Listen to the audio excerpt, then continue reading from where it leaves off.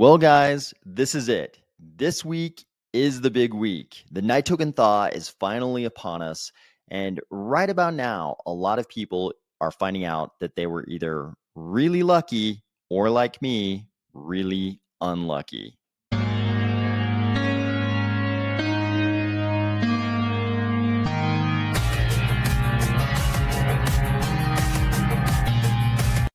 If you feel like crypto already had its fair share of bad luck in 2025, or if you're finding value in these videos, please consider delegating to the Army of Spies DRep address and the Army of Spies stake pool, ticker AOS. All right, welcome.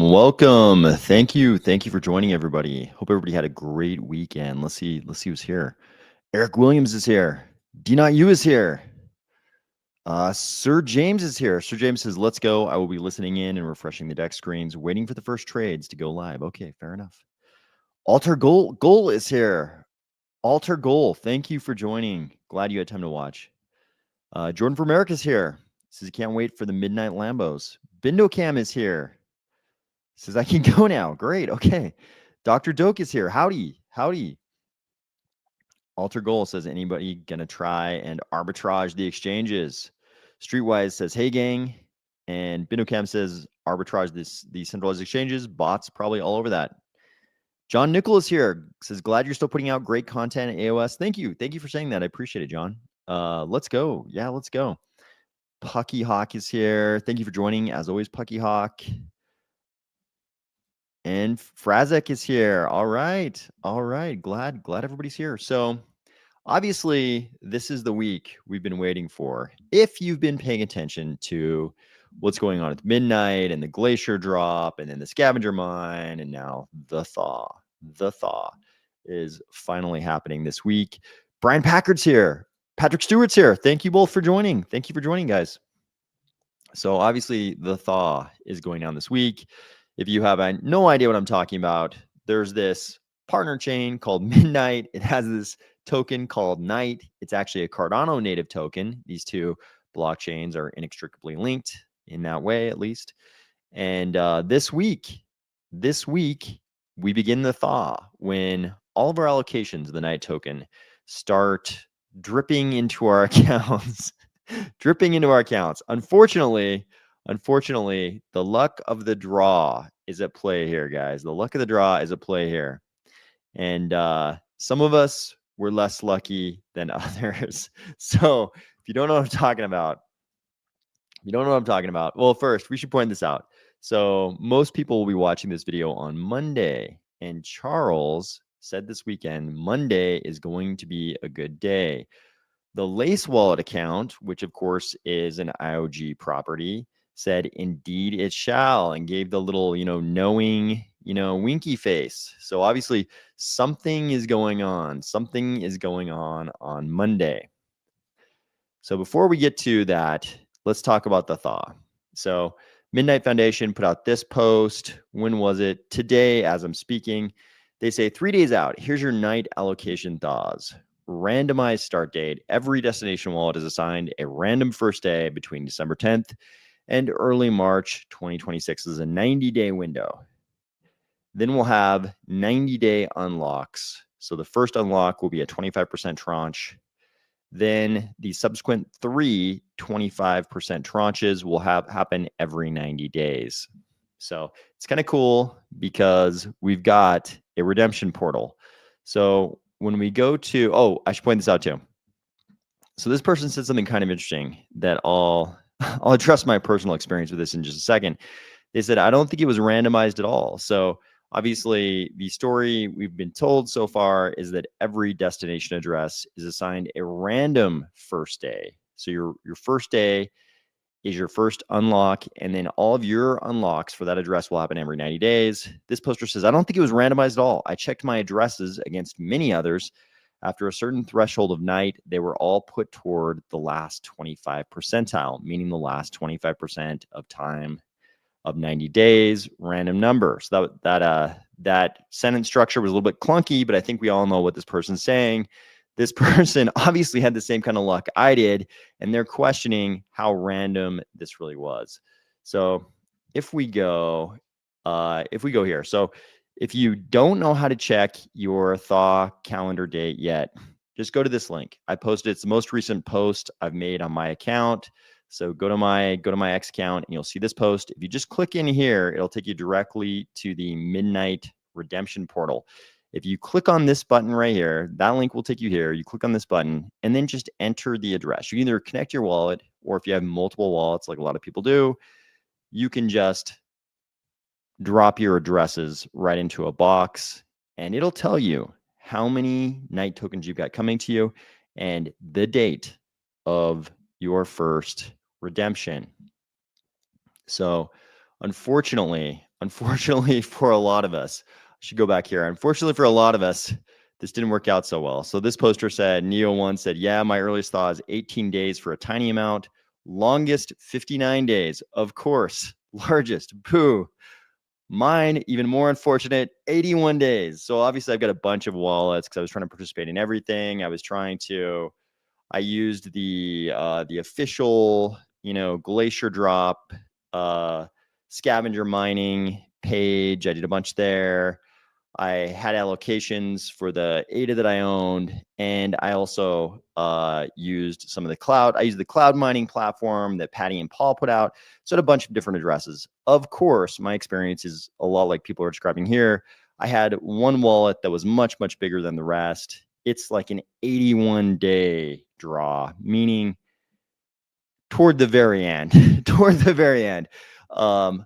luckily I've got a bunch of different wallets, and I have another one that's almost as big, and it's like a kind of a mid-January date, but that's still not as good as December. Of course, everybody's hoping for December, and looks like a lot of us are having the same kind of experience. I'm sure a bunch of people will come out of the woodwork in the next couple of days and admit that they got, December draws for bigger wallets. Good for those people. That's good for them. So can't blame them. But yeah, a lot of people are experiencing the agony of defeat when they see their draw date. Elliot Adams says nothing like the purge. Altar Goal says this is better for price discovery. Oh yeah, this is a great system. I'm not knocking the system at all. I think Charles may be right. Early on, before we even knew what the Glacier Drop would be, he was kind of implying that he thought the Glacier Drop model would be the model adopted by the entire industry. I can't say that he's wrong. This does seem like the perfect way to do an airdrop. Every other airdrop I've ever seen, I'm sure there've been some weird one-off ones that I'm not aware of, but every other airdrop I've ever seen, everybody gets airdropped all at once, and the price immediately dumps because everybody starts dumping on the markets. It's like a horrible experience. It's like the quintessential horrible crypto experience. So I think Charles might be right. I think if people really look at what IO has done with this, it's hard not to admit that this is the best model for an airdrop, because I guess we're going to find out as soon as everything goes live. We're going to start seeing whether this works like they hoped. We'll see. But conceptually, this does seem like a great model. Okay, Binocam says one of the big miner guys said he had some large ones that were earlier, so mad people put shiny hats on. Yeah, it actually takes a little bit of courage for the people who have giant wallets. I think it takes a little bit of courage for them to put that out there, because a lot of people are gonna be envious of the amount of night they have coming to them, especially if they got an early calendar date. So credit to those people, the people who have big allocations coming early. There's probably a lot of them who are not posting because they know how much hate would be thrown their way. So credit to the people who are. And that's probably a part of the selection bias is going on here. Ada Fox says 63 days is my earliest, up to 70 days in other wallets. Yay, go for me. Yeah, I had a few that were sort of like, I had a couple of really small ones that were sort of the, in the first 10 days of January. Those are my earliest, I think. And then my first big one is like mid-January. And then, of course, the biggest one is like 81 days. Otis Freechove says, good evening. I did not get my alert, but made it for a bit. Let's go. Let's go, Otis Freechove. Thank you for joining. When will we see a price? As soon as trading begins on any of the exchanges, we'll address what I've seen in terms of exchange start dates pretty in just a second here, so we'll talk about it. OKX is dropping all 400 million they got in 2 days. Okay. I got some December, but don't plan on selling. I want to buy more. Okay, that's probably good for the rest of us. Thank you. Thank you for that. X Last Gambit, thank you for joining. Okay. No, BindoCam. I saw at least one noon. We'll go through them, but there was at least one outlier. I have seen a bunch of 10 UTCs, but there was one that posted noon, and they didn't specify whether that was. They didn't specify time zones, so I'm thinking they probably meant 10 UTC, but we have seen an announcement that was a little bit that cut against that a little bit. Corny G says, I'm in no rush to watch an Ice Cube thaw. I'll check it out in a few years. There you go. A friend got the full 91 days. My best is 14. Ooh, I do not envy that 91 day person. D9U says, hey, the cheaper you sell, the more I can get. So thanks as well. This has to be an unfavorable market condition to list a new token. I doubt there will be a lot of buying pressure. Yeah, I mean, this is not, man, with the way the crypto markets are, this is pretty much the exact opposite of what I'm sure IOG was hoping for. And we'll talk about it a little later in this video. We'll talk about how what IOG means has changed over the weekend. Okay, yeah, go ahead and Blue Sub-Zero, go ahead and hello, thank you for joining. Go ahead and go back and watch the first little bit of this video, the first 10 minutes. We kind of talked about the thaw dates. I'm getting mine in late February. Please hold on for me. That's me too, Blue Mammal. I am like in the last week of February, I think. 81 days is not a good number, but anyways, congratulations to the people who got early draw dates. That's fantastic. I am genuinely happy for you. So let's talk about the dates that trading is going to start. So the Cardanians account on X always has a lot of good information, and this was no exception. They've got some good reposts for us. So here's a Bybit post. Bybit coming soon on spot night. OKX new listing. And then we get MEXC. So MEXC is actually giving us a date. This is December 9th, 10 UTC time that we're going to see from quite a few posters are going to mention that. So here's the follow-up from Cardanians. This is going to have some more actual times. Okay, here's Gate. Gate, same thing, 10 a.m. December 9th, UTC. Bitpanda. Okay, so this was the outlier. Bitpanda is saying 12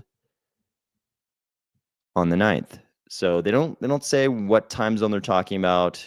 It is the 9th at noon. I assume they're operating off a 24-hour clock there, and they're letting us know noon, I guess, their time. I actually don't know where Bitpanda is located to kind of suss out whether the time zones would bring them to the same 10 a.m. UTC, but we'll see. And this is another interesting outlier. This poster had it. Kraken will support night. We know that. We haven't seen a time. We haven't seen a date and a time from Kraken yet.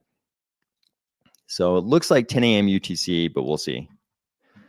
Brian Packard says Brian got a 14-day. Good for you. I don't know. I guess we're gonna find out. Kim Chiching. BindoCam says, is it even a spot trading announcement on Bitpanda or just a distribution? I don't know. We'll see. I think we've just seen those posts, but I think we're going to see a lot more tomorrow. I think as we get through Monday, kind of Monday Western time, I think a lot of these questions will have resolved because we'll be right up to the time when things are going to start launching. So I think tomorrow we're going to find out. Today, as most people watch this. Here's something that we do know for sure, though. While we don't know exactly what time all these exchanges are launching the coin, here's one thing we do know for sure. We know the policy ID of the coin. Why is this important? Why is the policy ID important? Because there will be fake coins. somewhere. Somebody was already posting that there was a fake coin showing up somewhere inside the Cardano ecosystem. There was already a fake night coin popping up. So Pi has a very easy to remember observation for you. So the real night policy ID has these, not even really a word, but has these strings of characters. One is boob, that is a word. The other is FECA1, not really a word, but you can see them down here. FECA1 and boob. So if you see a policy ID and it does not contain boob, if it's boobless, this is a boobless policy ID, like the opposite of that one chick in Total Recall with 3.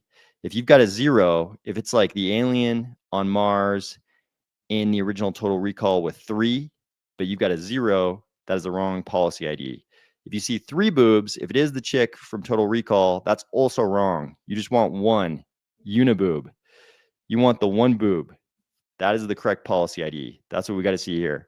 So, and if you want to make sure, you can go to midnight.network/night, the official Midnight Network website.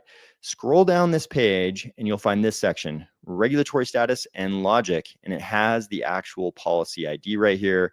You can see FECA1 toward the start and 1 boob.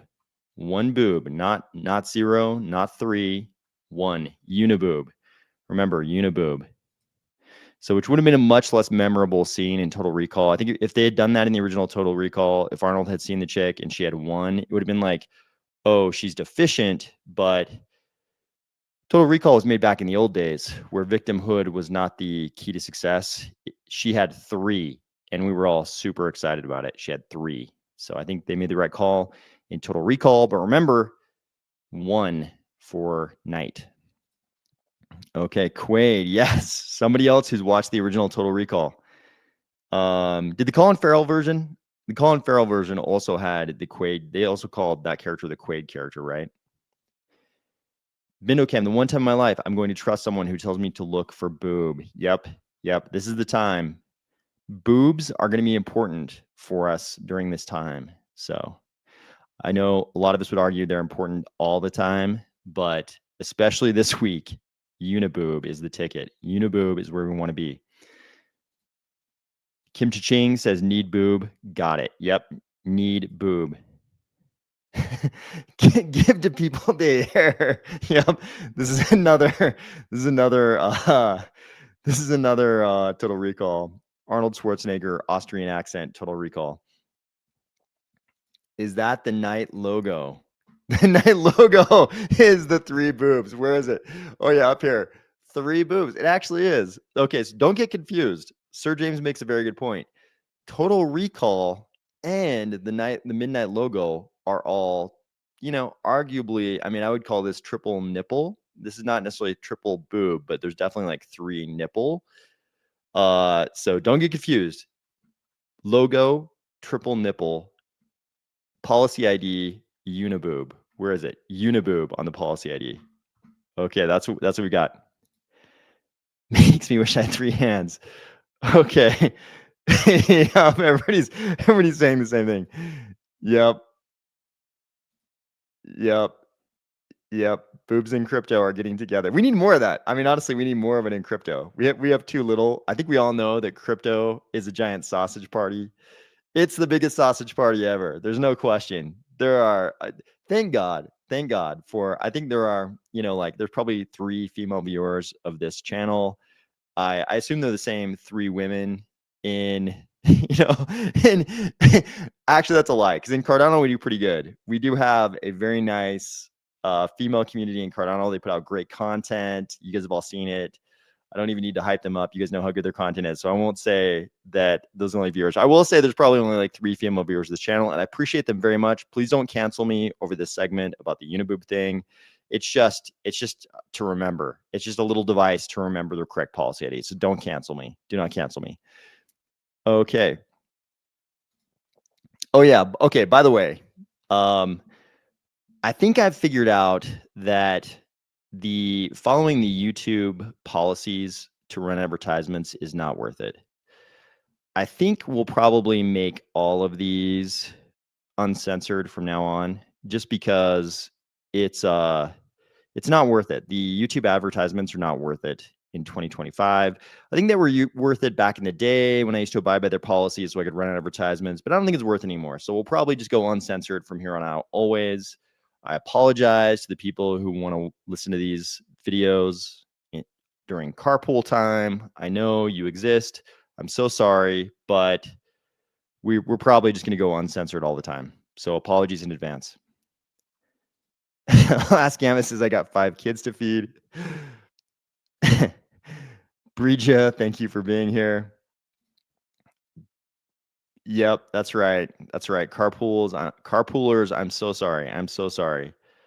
This is my exact sentiment on this. So I'm trying not to go too hard because this is the one where I'm announcing we're going uncensored all the time. So try not to go so hard. The other night where I announced it right at the very start. Youth Promo says 3 boobs, $3 billion. I like the sounds of that. I'm okay. I would accept that. I'm okay with that. Dr. Doke, yep. Mallow, thank you for joining.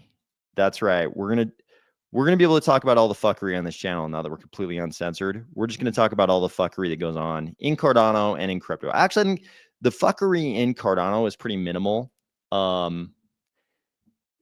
In crypto, outside of Cardano, the fuckery is pretty high. We have a high rate of fuckery outside of Cardano for sure. And we're going to talk about all of it on this channel.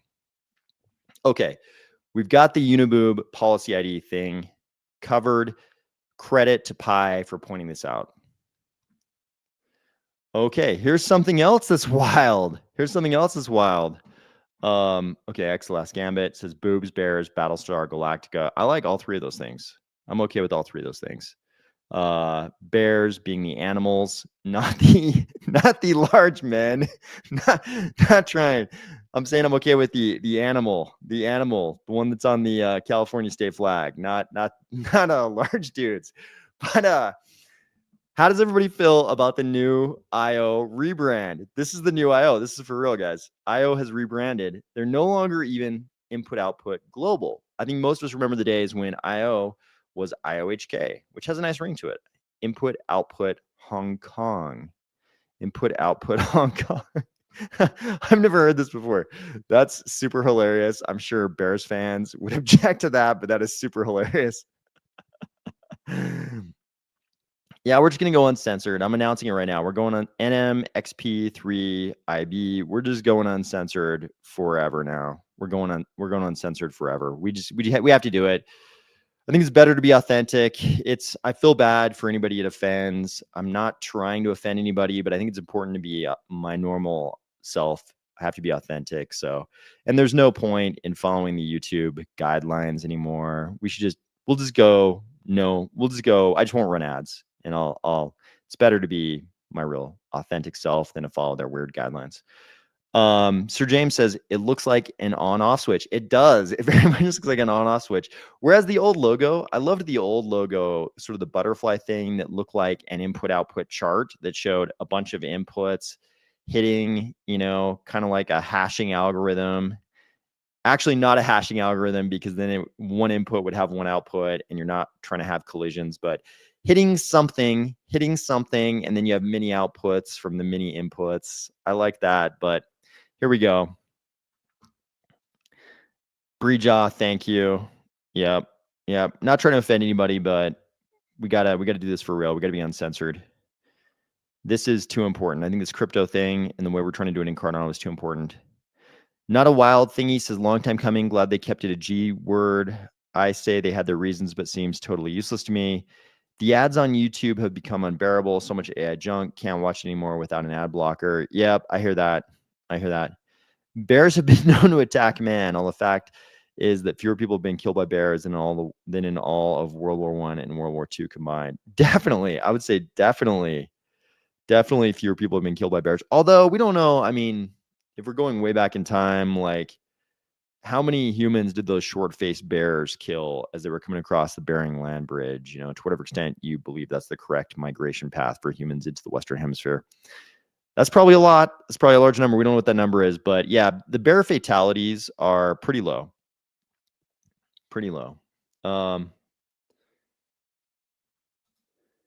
Ads suck anyway, but I paid to have them removed. Now you owe me money. I'm sorry, Pucky Hawk. I'm so sorry. I'm so sorry. If I would have known we were gonna go uncensored, I would have let everybody know earlier. But we're kind of rolling with the punches here. I mean, not even punches. We're just, we're just progressing. We're evolving. We're evolving here. Yeah. For anybody who doesn't understand, so this is everybody who lived through the Chris Farley era of SNL will remember this. There was a skit with Chris Farley and the guy who played Norm from Cheers. Anybody in the right age group will remember that. It is estimated the bears kill over 2 million salmon a year. Attacks by salmon on bears are much more rare. I believe that's true. Yeah, that number makes sense to me. Okay, so here is their explanation of why they changed their name. So here's the blog entry. Input Output Global rebrands to Input Output, signaling expansion into global Web3 and frontier technology innovation. Charles Hoskinson said, this rebrand marks the natural next step in our journey. Input Output has grown far beyond its original structure, and today we're a global engineering organization working at the frontier of research, infrastructure, artificial intelligence, privacy, fintech, healthcare, and Web3. The name Input Output captures our commitment to solving hard problems and building systems that endure. As Input Output Group, so they're no longer global, they're now group, Input Output Group, we are entering a new chapter of expansion, investment, and innovation across the United States, Latin America, Europe, Middle East, and emerging markets. So what I know that's the quote they're running with from Charles. When I saw this, what I immediately thought was they know this White House administration is going to very heavily favor everything that is domestic US. And my gut reaction the second I saw this rebrand was that they changed the word global to group to get away from the connotation of being global versus being US based. That was my initial reaction to this. That of course does not explain the on-off switch, but here we are. So now they're Input Output Group. Thank you though to them for not changing the G. I'm glad they went with something group. I'm glad they didn't call it like Input Output Americana or something like that, or Input Output MAGA or something like that. This is better. I'm sure that would have pleased the White House administration, but Input Output Group is probably the right way to go. So I like it. I was there when Chicago Bears did the Super Bowl shuffle on SNL. I lost IQ points. I never recovered. Fair enough. Fair enough. Mission Zambia, good morning. Thank you for joining. Thank you for joining.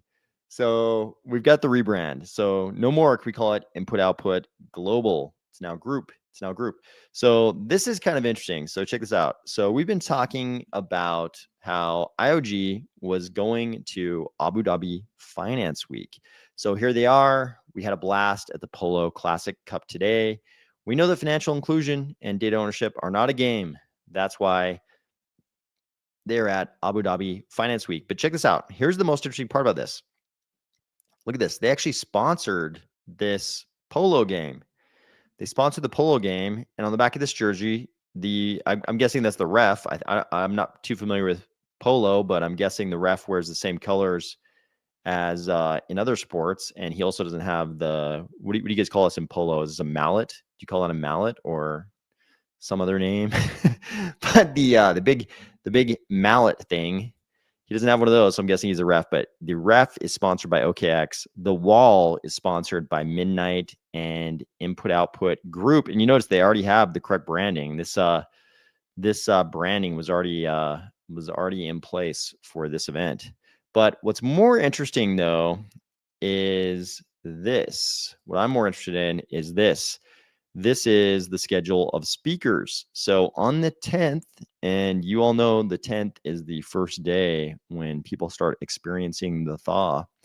On the 10th, Charles will be speaking at 10. John O'Connor will be speaking at 3:10 p.m. I'm sure this is all Abu Dhabi time. But I'm really interested to see if Charles is going to announce anything special at this event. His talk is called the long game rebuilding trust in global finance with decentralized infrastructure. I'm really curious to see if he introduces any new news. And I'm really interested to see what John O'Connor says, because we haven't heard, people pointed out, I've been talking a lot about RealFi lately, and people pointed out we haven't heard from John O'Connor in a long time. And I think it's because they've just been building super hard. I think this is the start of the big unveil. Charles has intimated as much in his AMAs that 2026, we're going to hear a lot about RealFi. So I'm really curious to see what John O'Connor says. And I don't know if there's going to be a stream of this. There's going to be a stream, or if we just have to rely on reports of what was said. I don't know how all that works. I'm hoping there's going to be a stream, but we'll find out on the 10th. Okay. Bindo Cam says ball wacky stick thing. Yep. It's called Wabildy Wop. Yep. Kind of looks like an old school prison outfit. It totally does. All this talk about that Thaw reminds me of that Cisco song, Thong Song. Dude, true. It kind of feels that way. There's a lot of energy around the Thaw, much like there's a lot of energy around that music video if you were a young dude at that time. I was a little bit older already when that video came out, but I'm sure if I had been young, that video would have been a top video, right? All my animal quotes are from a comedy film called Strange Wilderness. It's underrated gold, and I highly recommend it. Okay. 10 to midnight. Yep. So this is all going down. So we've got the Thaw. The Thaw is launching kind of, it's been a little confused, right? 'Cause initially we heard the 8th was going to be the day we'd see the Night token go live. Then we heard, the Thaw for us in retail actually happens on the 10th. And then we heard a bunch of these exchanges announcing that they will be going live on the 9th. And then there's the additional question, when will all of the Cardano dexes and whatnot, when will all the Cardano DeFi platforms, when will they go live with some Night? Obviously, as soon as the big exchanges go live with Night, it's going to trickle down to the DeFi platforms in Cardano. Will the DeFi platforms in Cardano have other ways of getting their hands on Night, prior to the Thaw? I have no idea. But we know by 10 a.m. UTC on the 9th, it sounds like a bunch of these exchanges are going to live. So at least by then, we will have some Night tokens in circulation, and I'm sure things will kick off. And we'll get to see some price action, which is a pretty big question mark at this point. We don't know what the price of Night's going to be. That's something that's been speculated about ad nauseum in the Cardano community for a long time. So we shall see. Boobs will help thought. Yeah, I like it. Okay, the other thing we've got going on this week, also on the 10th, is this. Omar Wright is here. Omar, thank you for joining. Another thing we've got going on is this. So on the 10th, we're going to get the FOMC giving us the federal funds rate again. So this is kind of a tricky one. So some people have been comparing this. So some people who are knowledgeable about the Fed, like this guy, David Wilcox, a senior fellow at the Peterson Institute of International Economics, who helped Greenspan craft his 2003 speech, adding it was off the charts. He compared the current situation to a person driving a car with a foggy windshield. Fed policymakers will be equipped with aging government data as September jobs and inflation reports are the latest data releases available to them. Think about that. The September reports, it's now December. This is the last FOMC meeting of 2025. And the most recent data they have is from September, meaning it reflects, it doesn't even reflect Q4 data. That's Q3 data. So the Bureau of Labor Statistics canceled the dual October reports and scheduled November data releases for mid-December. So this is all very problematic because we know the Fed has a dual mandate. Keep employment high, keep inflation at 2%, but they can't even get the inflation report. They can't even get the Bureau of Labor Statistics. So they don't know what inflation is doing and they don't know what the labor market is doing, they're kind of driving blind on both of their mandates, right? It's like they don't know whether they should go left or right. The article says now Fed Chair Jerome Powell must cobble together a majority on the 12-member FOMC that's deeply split on what direction to take. Opposing wings have bubbled up. One favors lowering interest rates to salvage a sputtering labor market. Another prefers to keep them unchanged to avoid sparking price hikes. And they go into kind of a long discussion about how historically the Fed was much less of a democracy. There's a very nice quote here. It says, one Fed president said to me in the Greenspan years, because you've got like presidents in the FOMC, Fed presidents, and then you've got the chairman, right? So when Greenspan was the chairman, one Fed president said to me in the Greenspan years, you had the feeling if you talked too much in an FOMC meeting, Greenspan would push a button and an anvil would come down on your head. From Ben Bernanke on, it's become much more of a functioning committee. So back in the day, it wasn't as much of an actual committee. Greenspan was just kind of making the decisions. But then by the time Bernanke came along, it became more of a committee where they had to sort of reach consensus. And I think just based on Jerome Powell's personality, I'm guessing it's very consensus driven. And he's even said as much. He says, the owl says that all the time when he's at the podium, that he doesn't know which direction they're going to go. They have to actually get in that meeting and see what people say. And we see from the dot plot, right? We've shown the dot plot many times on this channel. We see from the dot plot that there are competing visions of where things should go. And people have wildly different expectations about where the federal funds rate is going to go. And that's based on their differing perception of what labor and inflation are going to look like at those points in the future that the dot plot reflects. So that's what we got. Pucky Hawk says, I'll have my wife buy some ADA so more boobs are involved. That would make 4 women in crypto. I shouldn't have said that. I regret saying that now because we have a lot of women who are very involved in the Cardano ecosystem, and they do a great job of producing great content in the Cardano ecosystem. So I would say I would say Cardano is great. We have a very nice women in Cardano contingent. However, if we just look at crypto as a whole, it's a sausage party for sure. So I'm not trying to, in no way am I trying to minimize the female contingent in Cardano. The women in Cardano do a great job, but I think we all agree crypto as a whole, sausage party. So Cardano Universe, perfect timing. EaseWee's got 18 days. So the reason why everybody's so focused on the timing and we're all saying that later is bad, or we're all fearing that like the reason why I was not as happy to see 81 as the reverse of that you got 18 1-8 instead of 8-1. You got the opposite of mine. The reason I would have preferred to get your date is because of the way it's historically gone with airdrops. So the glacier drop is meant to mitigate all this, right?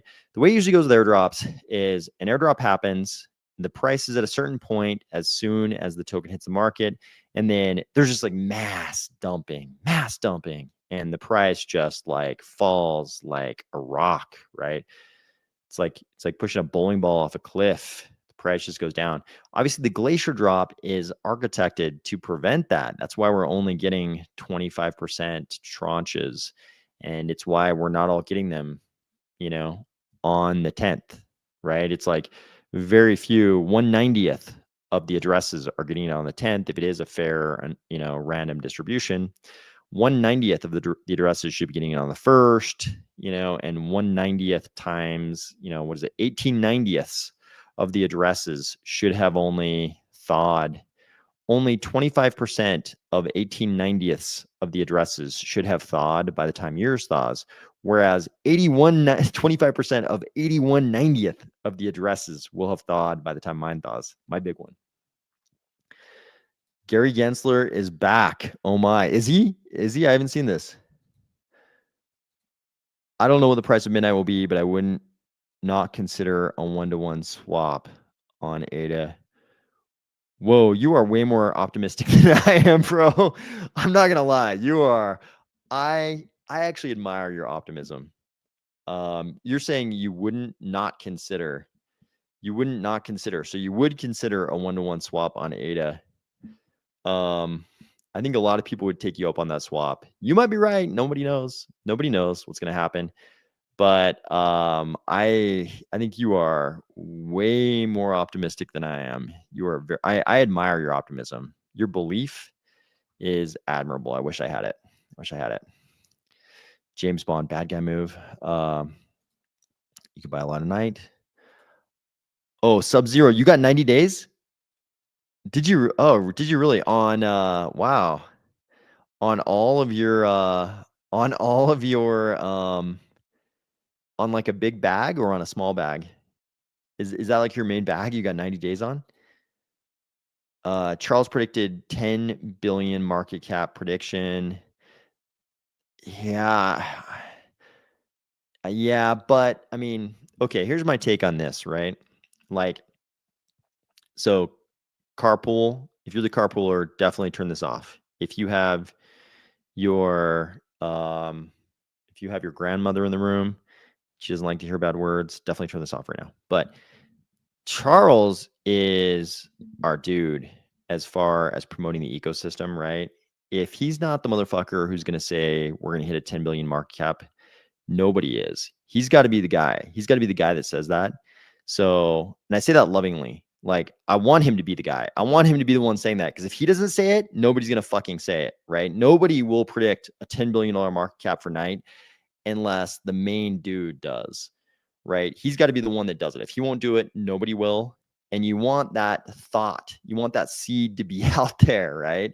If you are IOG, you want people to believe. And if even he won't say it, nobody's going to believe. So it's kind of his job. He's like advocating for all of us because we're all the owners of Night.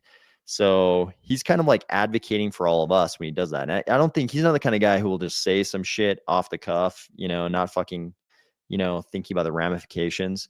He like sat around, I'm sure, for a long time and thought, what am I going to predict the market cap of Night at? And he came up with that number, and he knew he might be wrong, but he also probably knew that if he doesn't do it, nobody will. If it doesn't seem like he believes, no one will believe. And who knows, maybe he actually believes. I don't know. But I will say you can't exactly take a founder's word on market cap, right? This is like taking Elon's word on delivery timelines for Tesla, right? Sub-Zero says yes. Okay. Monad picked the wrong time as well, but its price is hovering around its issuance price. Oh, that's great. That's great. Oh, wow. Sub-Zero. Oh, man, I'm so sorry about the 90 days. So I'm kind of with you. I'm only 9 days ahead of you, so I'm with you. But yeah, sorry about that. That sucks. You had a 1 in 90 chance of hitting that on your big bag. So sorry about that. So the total supply for Midnight is about half of Cardano. So it is possible that Midnight reaches good value. Yeah, I mean, it's like, and all these questions are very timeline dependent, right? It's like saying Midnight is going to hit X market cap in 2025 is super fucking different than saying X is going to hit, or Midnight is going to hit, Night is going to hit X market cap in the next 5 years, right? Because if you say the next 5 years, then you could be talking about the 2029 December highs. So these are two very fucking different things. And it's very timeline dependent. I saw one dude named Learn Cardano or something. No, Learn Cardano is like a big channel. That's like a pretty big channel in Cardano. Showed his address and he has 1 million. Wow, impressive. That's impressive. That is impressive. That is way more than I will have. The price is one thing. We have no idea how much night is required to produce a usable amount of dust. People selling before we know what that is are less than paper hands. Yeah, this is a good point. So this is a good point as to the uncertainty. There's a high level of uncertainty as to what the dust exchange market's going to look like, right? So a lot of that, I mean, you can argue, and I'm not saying this will be the case, but you can argue that a lot of that will be informed by the kinds of partnerships that are announced. Will we get some partnership announcements tomorrow? Like, we all saw this. We all saw this post from Charles. Monday is going to be a good day. Indeed, it shall. Does that mean, I mean, if you think you're Charles, you're going to optimize this son of a bitch, right? You're going to optimize this thing as much as you can. You're not going to fuck around. If you're Charles, anything you can do to pump up the price before launch, you are going to do it. Anything you can tell the paper hands to get them to hold on to their night and not sell it, you're going to announce that. I mean, if you're trying to optimize it, wouldn't Monday, Tuesday, like the 8th and the 9th, wouldn't those be the perfect days to announce that shit? That's exactly when you'd fucking announce that. The 8th and the 9th, those would be the perfect days. So we might get some big announcements like Monday, Tuesday, maybe on Wednesday at the Abu Dhabi Finance Week speech. Maybe we get some gigantic announcements that buoy the market, even if it's only for a couple weeks. Maybe we get some big announcements and people are like, I'm going to diamond hands this. Dust exchange is my savior, you know? And maybe it is. Maybe the dust exchange turns out to be like, you know, super awesome, or maybe it doesn't. Maybe it doesn't. We just don't know. But I think this is a very, not a wild thingy. This is a very, very valid post. We have no idea how much night is required to produce a usable amount of dust. That's true. Yeah, we don't know. We just don't know until this thing is running. Nobody really knows, including IOG. They don't even know. Was there a fixed ratio of night to ADA? Yeah, in the Glacier Drop allocation there was. I mean, you could work it out because there were a certain number of claims. You know, you had to actually claim it. If you didn't claim it, you were just kind of out of luck.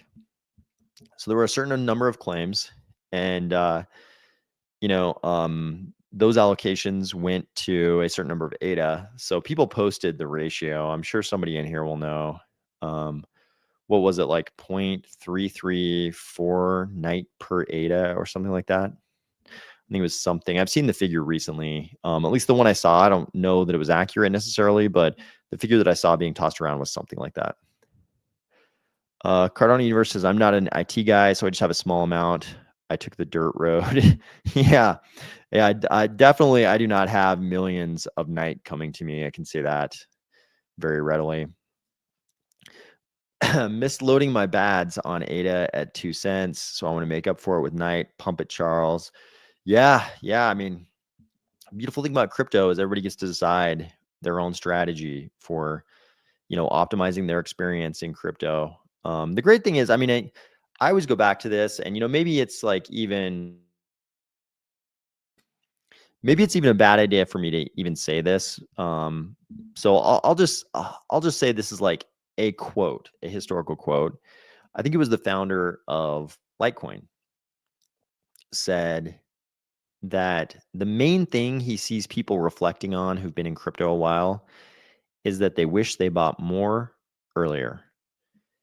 When he said that, it rang true to me. And I always think about that. The fact that you've got to, in crypto, you can make good decisions and bad decisions early, right? You can buy a lot of something real early and it just doesn't fucking work out. And you're left holding this worthless bag. You know, I mean, you can lose big time, but it is true that every time somebody like lucks into something that does like 100x, like Cardano did when we were all buying it in Q1 2018 for, you know, 2.9 cents or whatever, and then it went above $3. Like when that happens and you're in that ecosystem, you always wish you bought more earlier. You always wish that, no matter how much you bought at 2 cents, you wish you would have bought more. So, I mean, that's just, you know, the human condition, I think, living with this hindsight is 2020 thing.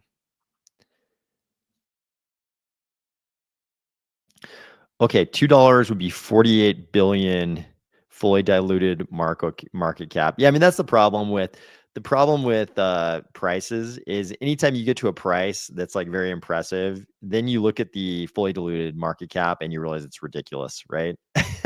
I mean, I'm not saying these numbers are ridiculous, but I'm saying as we sit on December, the second week of December 2025, those are pretty outrageous numbers. Liam says, yo, I made it here live after ages. Let's go, bros. Exactly. Let's go. I mean, this is an exciting week. This is an exciting fucking week. This is the week of the thaw. We've been waiting for midnight to launch for years now. It's been years we've been waiting for this shit. this is the week when all this shit's going to go down. This is going to be pretty fun. So no matter what the fucking price is when it launches, it's going to be fun. I have a feeling the pessimist in me, I like to think I'm a pretty optimistic person actually, but the pessimist in me is like, I think people are going to be pretty fucking disappointed when they see the price. So that's just the pessimistic part of me. But that's just my experience with airdrops over the years. Watching them go down, mainly just watching them go down, not even being a recipient of them, just watching them go down. But this one is so wildly different.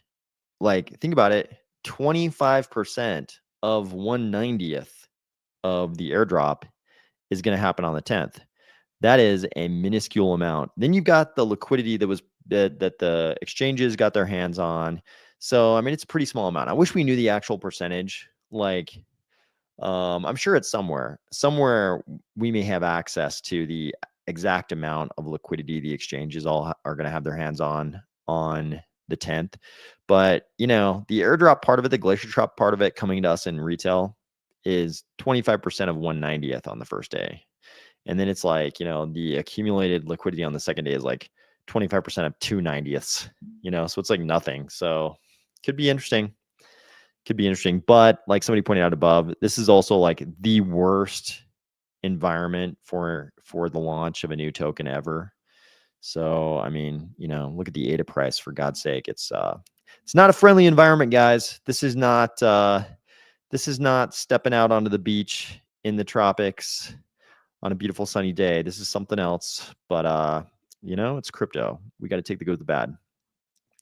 Nice to see the final amount of Scavenge Night. I'm happy with the amount of free money. Yeah, same here. I thought the scavenger mine was nice. That was nice. I think I fried my laptop, the one I'm using right now to stream with. I think I fried it, but these things happen. The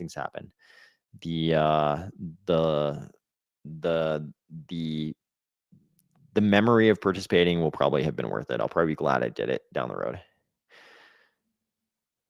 Let's see. Charles, yeah, don't even say stuff like that.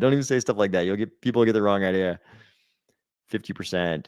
Okay, what's the 50% number? What's the 50% number, Sub-Zero?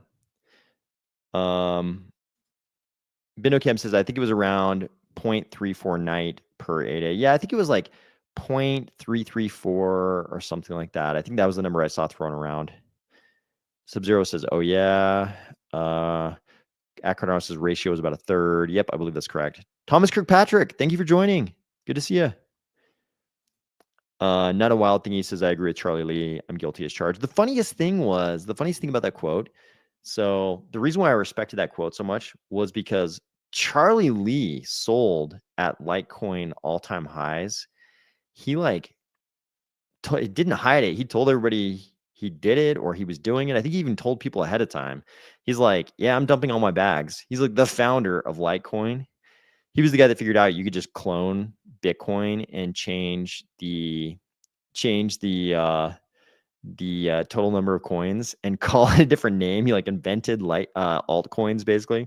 He just cloned, get Bitcoin, changed the total number of coins, and then he dumped at all-time highs. Told people he was doing it. Totally told people he was doing it, and then just did it. And man, it's like I respected it. He was transparent about it. As far as I remember, it's been a while ago, but I believe he was like very transparent about it, and he just did it. And then when I saw that quote, I was like, okay, this guy lives in the real world. He's not he's a practical dude. So that I respected it. The effect on ADA is my curiosity. Yep. Also Fed stuff this week. Yep, we covered it, Sir James. It's going down on the 10th. The FOMC meeting. We get the Fed funds rate this week. So we covered it. If you go back in the video, you'll see it. Honestly, the price is very low. Yep. I will probably love the price. I didn't mind, so I'm going to throw pennies. There you go. It probably will go down until after the Clarity Act, but great Thaw schedule to sustain price. Yeah, I mean, the Glacier Drop is genius. I can't believe nobody thought about it first. Maybe somebody can tell me that some obscure chain or project or platform or something did it previously, but seems genius. I mean, I expect no less from IO. I guess I can still call them IOG. IO sounds a little silly, but IOG. I expect no less from IOG, but it seems genius to me. I wonder how much TVL Midnight will create for Cardano chain. This is a good question. How much fucking transaction, total value locked, but also just how much fucking transaction volume is Cardano going to get from midnight? That I'm very curious about. I'm sure there's going to be a spike. There's going to be a spike when, when things launch, but yeah, I'm very curious about the effect on transaction volume. So TVL, I don't know. However this plays out, the Glacier drop is producing valuable information, and it will make the next one to use this model better for it. 100%. Like, this is an experiment that this is probably how airdrop should have worked from the start. But unfortunately, the way airdrops worked in the past was sort of like the insiders were dumping before everybody else, kind of even got the airdrop. Like, they were like poised with their fingers on the button, and the insiders were like dumping into everybody, any possible buy pressure they could find, So this Glacier drop methodology is probably how airdrop should have operated all along. Crypto went to sunny Siberia. Yep. 25 cents would be good. Hell yeah, I'd be happy with that. Hey, could I wait till the end of the year to claim all my night tokens at once? There's some kind of a limit. There's some kind of a limit on it, but I can't remember if it's like years. Look in the somebody in the chat might know, but there's some kind of a limit that goes out for like years, I think. But you'd want to look at the definitely look at the documentation. Don't take my word for it. I'm not sure, so I don't want to tell anybody they can take a certain amount of time and then find that I was inaccurate and they lost tokens or something. So check the documentation for sure. Okay. So if anybody was curious, so we did talk about the Fed. We talked about sort of like everybody's expectations leading up to the FOMC meeting. Here you can see 10 December probability earlier today, 88.4%. We get that cut from the range of 375 to 400 down to 350 to 375. However, if you look at the January and March meetings, the chances we get cuts beyond that currently not good, according to CME FedWatch. CME FedWatch not optimistic about us getting cuts in January and March. However, this cut this week, very optimistic. And you remember we covered it a couple weeks ago.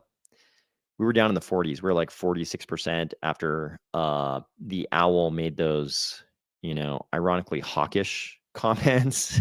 Being an owl, you shouldn't be making hawkish comments at all. But he made some hawkish comments to a reporter, and it dropped us from like 98% down to 46. And we've sort of climbed back up to 88.4% because one of the FOMC participants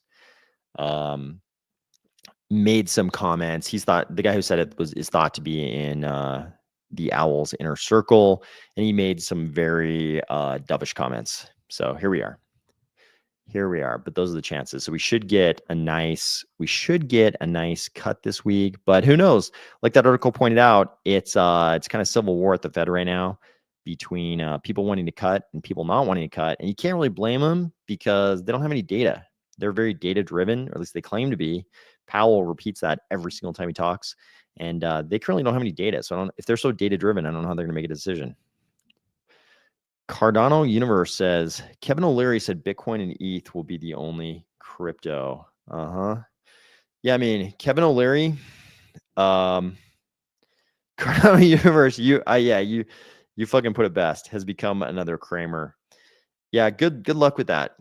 Good luck with that, Kevin O'Leary. I hope that works out for you. The rest of us will live in the real world. But yeah, I mean, I don't really trust any of those latecomers to crypto, and also the people who like cut their teeth in the finance world. Him, I mean, you could say he's most famous for being a TV personality at this point, but the people who are very much from the trad world who all of a sudden pop up in crypto, it's kind of, this reminds me exactly of the last cycle when all these people were running around, especially Washington, but all the finance shows as well, and they're all fucking saying, I'm long blockchain, but short crypto. I was like, go fuck yourself. You can I'm short all of you guys. You don't know what the fuck you're talking about. You're long blockchain and short crypto. It's like, what are you guys even fucking saying? You're like long corporate non-decentralized blockchains? Are you fucking out of your minds? And here we are now, a cycle later, like a full 4 years later, longer than that actually. It's more like 5 years, 6 years, almost 7 years since people were saying that. And how are their fucking long blockchain short crypto bets doing now? Right? Like, what private blockchains did you manage to invest in that you're so fucking proud of? That shit was a fantasy. Just like it's like the it's like a new technology. It's like it's a story of any new technology and the people resisting that technology, right? It's like the more reasonable among them are going to come up with some way to embrace some part of the new technology that's not really the new technology, right? It's like the fucking horse and buggy guys are like, I'm not down with automobiles, but the fucking inflatable tires are the shit. I'm gonna put some inflatable tires on my fucking buggy. The horses are gonna fucking love that, right? This is what they're doing. This is what they're doing. So, like Kevin O'Leary, he's brought himself to the point where he can embrace the top 2 market cap ecosystems. Go fuck yourself. Yeah, Dr. Doke, I'm with you. Kevin was also jockeying SBF stick pre-FTX. They all were. They all fucking were. I mean, Jesus Christ. Novogratz has a fucking wolf and moon Luna tattoo, which, by the way, ruined all that iconography for us in Midnight, right? That would have been those would have been awesome logos for us to use in Midnight. They're like logical. People are still going to use them in Midnight because it's so obvious, but fucking Novogratz ruined that forever in crypto. Like, nobody's ever going to be able to use the image of a wolf howling at a moon in Midnight, the most obvious imagery ever, because fucking Novogratz got it tattooed on his fucking arm right before the collapse. Yes, you can wait till the final thaw to claim, but I believe it all expires after February 27th, 2027. Okay, that sounds familiar at Cardano. Patrick, still check the documentation. Don't trust us, but that sounds familiar to me, what at Cardano just posted. I remember them saying decentralization will not be I mean, that's basically what they're fucking saying. That long blockchain, short crypto shit was basically like, fuck your decentralization. We just like the idea of a ledger. A ledger with nodes, but there's only gonna be like one node. Like, one party will control the nodes. Like, fuck you guys. You're just saying fuck decentralization. It is a wild idea. I've said this before on this channel, but I was at a startup. Back in the days when Cardano started. And I used to run I had a little get together. We'll just say I had a crypto get together at this startup on a weekly basis. And I would talk about decentralization and the few crypto guys at the startup. So these are like people at a tech startup. So kind of, tech forward, tech accelerationist to some degree. They, the people in that little, who would come to that little get together, they understood decentralization. Literally nobody else in the fucking startup did. Like, I would talk about decentralization in ways we could, utilize decentralization, and people did not know what the fuck I was talking about. They would ask me questions like, okay, but you keep saying that D word, but what's the benefit? And I would explain it just like we would explain it now, and they fucking could not understand. It made no sense at all to them. One thing I've learned in my life is technology always wins. True. Technology that can be used for I think YouTube will punish me if I say that one.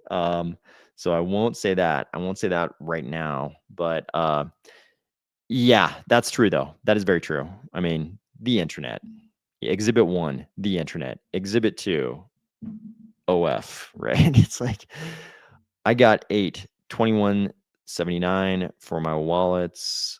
Are you saying you got 8 wallets or you got day 8? If you got day 8, that's awesome. Good for you. Except for Betamax, the quality was way better than VHS. You know, God, I remember back in the day as a kid, I would go with my parents to the video store. They would rent, they would literally, in the really early days, like people didn't even have the machines. So you'd literally rent the machines in this big, like padded case with like cables and shit. I was really young, so I might fuck up the details here. But you would rent the machine in a padded case and take it home along with the videos you wanted to watch. And I remember the video store we went to, it like alternately had like one or both, and you didn't really care because you were renting the machine too. So I definitely watched Betamax at one point, and I was too young to remember the quality thing that everybody talks about. I can't remember the difference in quality between Betamax and VHS, but I remember in the early days, nobody even had the machines because the technology was so new. And that little war between Betamax and VHS hadn't been resolved yet. We didn't even know which direction it was going to go. Yep. At Cardano, thank you for that information you provided for Patrick there. Pucky Hawk says Betamax rocked. Rest in peace. Best format ever. Yeah, there was something really interesting. We definitely kind of like we definitely lost this weird thing when not just the Betamax thing, but just sort of video stores. It was such a weird environment because you'd go in there, right? You'd go in there on a Friday night after you had like it was basically like you'd go in there like after either when you're picking up pizza to take home or like even after you've already eaten, you go in there and people are just like walking around picking up video boxes, right? And looking at these boxes and reading them. It was this really weird environment. I'm sure maybe you could argue like I don't know, like libraries were like that back in the day, or maybe bookstores or something. But we don't really have that today. We don't have a place where people physically congregate and you can like literally see like you could look and be like, oh, that's the kind of dude who watches that type of movie. You know what I mean? You could like observe real time, real cultural differences between people in your community and realize like how different people in your community are because if you're like me during that time period in the 90s, I was like a teenager and I was mainly watching action movies and martial arts movies. And I was not visiting those weird artsy parts of the video store. I was going for the martial arts and action movies. I remember that sort of thing for game consoles. We rented an N64 and games once for a week. Yep. Friday night was a party at Blockbuster. Yeah, it was a weird environment. It's hard to explain now. Sneaking into the back. Are you talking about sneaking in the back of the video store? Are you talking about the section that was not for children? Because that existed too. I can't remember. I definitely there was an independent video store in the neighborhood I grew up in. And it definitely had a very significant section like that. I can't remember. That one was actually much closer to where I lived. So I would go into that one much more often. And it just had like the gigantic, very obvious section like that. I can't remember. Yeah, it was definitely this type of thing. It was definitely this type of thing with the bead curtain. I can't remember at Blockbuster how prominent it was, but it was like so absurdly prominent at the small local one near where I lived. And it was wild. The kind of people you'd see walking into that section. You'd see somebody walking in that section, you'd be like, that dude? It was definitely the beads were there for a reason. Yep, Pucky Hawk behind the curtain. The lack of blockbusters does ruin the skit in Fight Club when they erase the mag tapes with industrial magnets. Yeah, nobody would understand that today. Definitely nobody would understand that at all. That's a good point. It kind of ages Fight Club quite a bit. Easweez says, I wish Charles would have advocated for ADA in the crypto. What do you mean in the crypto? What do you mean by in the crypto? Oh, in the crypto reserve, like he did for night market cap. I mean, I get what you're saying. I understand the sentiment you're expressing. I think it's largely because the reserve is already ADA, right? I think he's like advocating for diversity in the reserve and it's already all ADA. So I think he's envisioning that, some part of it would stay ADA, but I get what you're saying. I totally get what you're saying. Okay, guys. So this is gonna happen. This is gonna happen.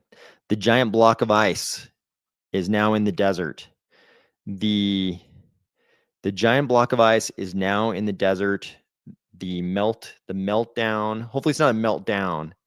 Hopefully it's the opposite. Hopefully it's more of a melt up. But definitely some form of thaw is going to take place. Some form of thaw is going to take place. What's amazing to me, the platform where I created this image, those motherfuckers are so sensitive. They actually resisted me making the image with bare hands holding the fucking ice cube. I was so disappointed. I was like, are you kidding me? That's too like potentially harmful, showing the dude holding the ice cube with bare hands. What? Like he might get frostbite on his hands from the ice. So that's potentially harmful for me to show that. I can't believe the amount of censorship we see with some of these AI platforms, but here we go. Cardano Universe to see you at midnight. Browsing at Blockbuster. This is Tim Shell. Browsing at Blockbuster was much better than browsing at Amazon Prime or Netflix. Hell yes. That was a huge step down. Even when we went to the Netflix kiosks, the Netflix boxes that they had in some parts of the world, the Netflix boxes were a huge step down because like half the time you're like outside of a gas station or something. But browsing a Blockbuster was much better. And now we have this like at home thing where the people aren't even like mixing. So that's kind of a problem. But yeah, I mean, it's true. You'd go to the Blockbuster and you'd see like, you know, as a young dude, you'd see like girls there who just got back from, like a night. Like they had been, they're like all dressed up, wearing like fancy shit. And it was there. I mean, there was like wildlife at the Blockbuster. There was like human wildlife you would see. So there'd be like, girls all dressed up, and every part of humanity would make their way into the Blockbuster. It was like a migration of sorts. I like the fact that Charles was genuinely shocked at being invited to the reserve party. Which party are you talking about? Throwing and restoring life to the desert. Yep. The only service that impresses me these days is Tidal Radio. That one is worth a try. I love it. I've never experienced that. Lone Eagle, thank you for joining. I know. The ice in the bare hands thing is like ridiculous. So ridiculous. Skolder says, remember that Hosk said, cite the transcribed Charles videos. I'm making a decentralized one. Have a look. Oh, cool. Cool. Wait, what is that string you just gave us though? That doesn't look like, is that some kind of a site? Like what, is it supposed to be a link? What is that? Remember when Charles was tired and in Mar-a-Lago, but then wasn't invited? That was weird. Was he tired and just conveniently in Mar-a-Lago and not invited? I didn't understand that exchange. I covered it on the channel. So the thing at Mar-a-Lago went down. The thing at Mar-a-Lago, when he took the pictures, he took a picture of him and JJ in a cigar shop. That thing went down. The thing he got disinvited from was the White House thing where they invited a bunch of like basically crypto industry participants to the White House. That was the thing he got invited from. He's actually addressed this on an AMA. So basically somebody in the White House tweeted out, I'm still saying tweeted, they like posted on X this thing saying that a bunch of cryptocurrencies, including Cardano, would be in the crypto reserve. And apparently that person didn't have full authority to make that post, and people flipped out. I think it was one person in particular flipped out, one crypto/AI person in the White House who's a part of a prominent podcast. What I heard was, not representing this as fact, but what I heard was that person flipped out about it. Obviously, that person is not super pro Cardano.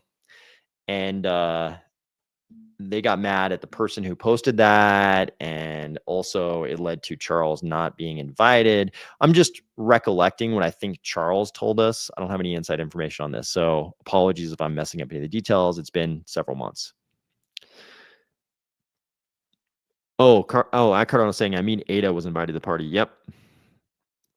We should have a midnight Blockbuster party. That'd be funny. What if somebody started a bar called Blockbuster And you go in and it just looks like an old school Blockbuster.